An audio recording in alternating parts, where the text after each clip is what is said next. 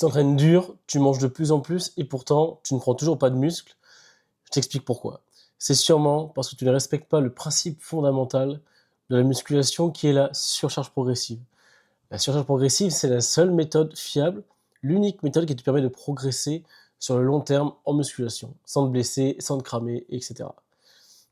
Et aujourd'hui, je vais t'apprendre à l'appliquer correctement pour toi, afin que tu puisses progresser chaque semaine et obtenir des résultats concrets. Tout d'abord, on rappelle qu'est-ce que la surcharge progressive. La surcharge progressive, c'est le fait d'imposer à son corps un stress toujours plus important de séance en séance, de semaine en semaine, afin de le forcer à s'adapter et donc de construire des nouveaux tissus, car ton corps il s'adapte spécifiquement au stress qu'il reçoit. Si tu ne lui appliques pas de stress assez conséquent, il n'a aucune raison de s'adapter et donc aucune raison de construire du muscle. Donc pas de nouveau stress, pas de nouvelles adaptations et tu stagnes. En fait, le principe est assez simple, c'est quand tu appliques une tension mécanique suffisante sur tes muscles, les fibres elles se dégradent légèrement, d'accord?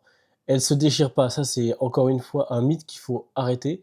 Tes fibres ne se déchirent pas, c'est vraiment des micro-lésions qu'il y a au niveau des myofibrilles et ton corps en fait il répare ces fibres et il les renforce pour que tu puisses gérer ce même effort la prochaine fois de façon plus facile.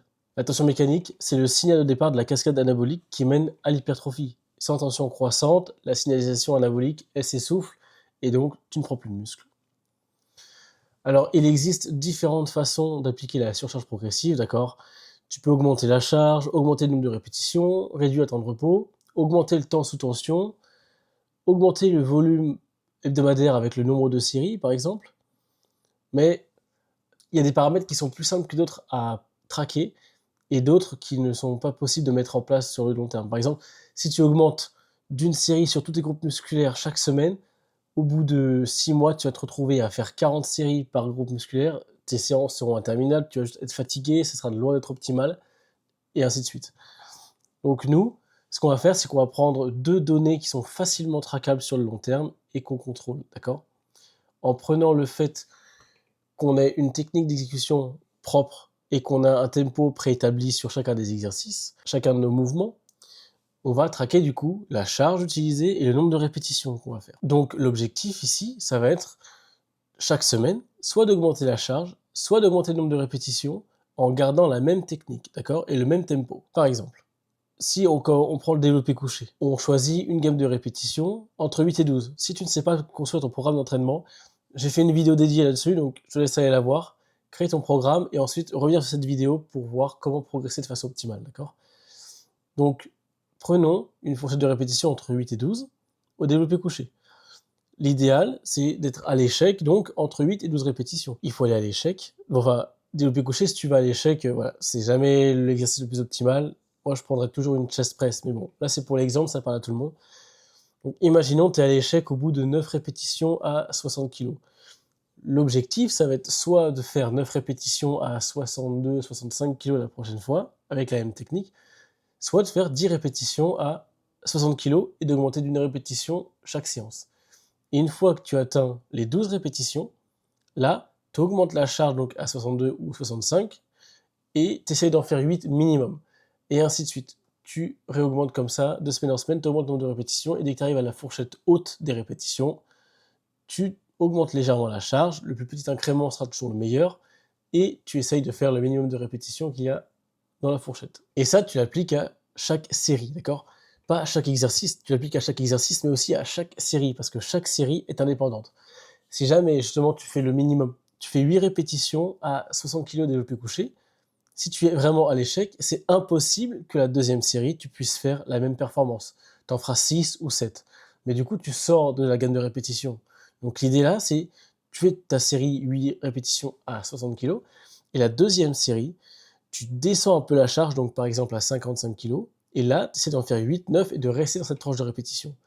Au bout d'un moment, tu vas voir que chaque répétition va être indépendante, et donc il va falloir appliquer la surcharge progressive à chaque série différente, de chaque exercice différent, de chaque séance. Parce que j'en vois beaucoup en salle de sport, ils traquent leur première série, ils font un PR ou ils font leur record de répétition avec leur charge, mais les séries suivantes, ils font le nombre de répétitions avec la même charge toutes les séances.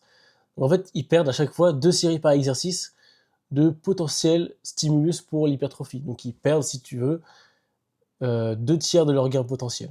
C'est énorme. Donc applique la surcharge progressive sur chacune de tes séries, de chaque exercice, à chaque séance. Et bien sûr, pour traquer cette surcharge, je te conseille de prendre des notes sur ton téléphone, ou alors d'utiliser un tableur ou une application. De nos jours, il y a des applications, il y a plein d'applications pour suivre ses progrès à la salle de sport. Voilà, trouve ce qui te convient et traque ta progression. Les erreurs à éviter dans la surcharge progressive, c'est d'augmenter trop la charge d'un coup. D'accord? Si tu augmentes trop vite la charge d'une séance à l'autre, tu risques de te blesser parce que tes tendons et tes articulations n'auront pas eu le temps de s'adapter. D'accord? Il faut augmenter la charge légèrement et choisir le plus petit incrément en fonction de l'exercice, on s'entend, sera toujours le meilleur. D'accord? L'hypertrophie, c'est un marathon, ce n'est pas un sprint. D'accord? Plus tu y vas lentement, plus tu progresseras de façon optimale en étant sûr de garder la même technique, de ne pas tricher, etc. sur le long terme et de ne pas te blesser. L'autre erreur, c'est négliger la technique au profit de la charge. Alors ça revient en fait avec la première erreur.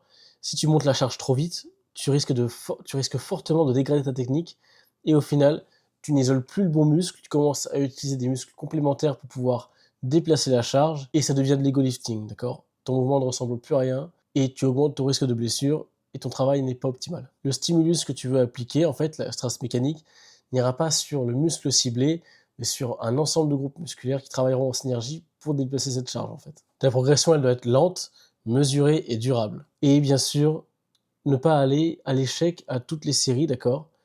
Lorsque vous ne pouvez pas finir le mouvement. Il faut différencier l'échec de RIR 0. Donc, RIR, c'est le nombre de répétitions que vous avez en réserve, tout simplement. Et l'idée, c'est d'aller à chaque série RIR 0, RIR 1. Parce que, on rappelle la loi des 5 répétitions stimulantes. J'ai fait une publication Instagram, d'ailleurs, à ce sujet. Donc, si tu n'es pas encore abonné à mon compte Instagram, je te laisse aller t'abonner. Tu vas apprendre beaucoup de choses. Je délivre des conseils de musculation absolument presque tous les jours. Et ce sont des vrais conseils, d'accord? C'est pas du bullshit. Je n'essaie pas de vous vendre des méthodes miracles. Je vous dis la vérité et uniquement la vérité pour que vous puissiez optimiser votre progression. Mon seul but, c'est de vous aider à progresser en salle de sport. Voilà, donc pour revenir au RIR 0, donc chaque série doit être RIR 0 ou RIR 1 pour que vous ayez assez de répétitions stimulantes pour provoquer la croissance musculaire. Ensuite, la périodisation, donc ça on entend ce mot à tort et à travers. Non, vous ne périodisez pas vos entraînements sur des semaines, des mois, d'accord, mais au sein de la même séance et d'un même exercice. Vous pouvez faire une série lourde, une série légère, une série lourde, deux séries légères, et ainsi de suite.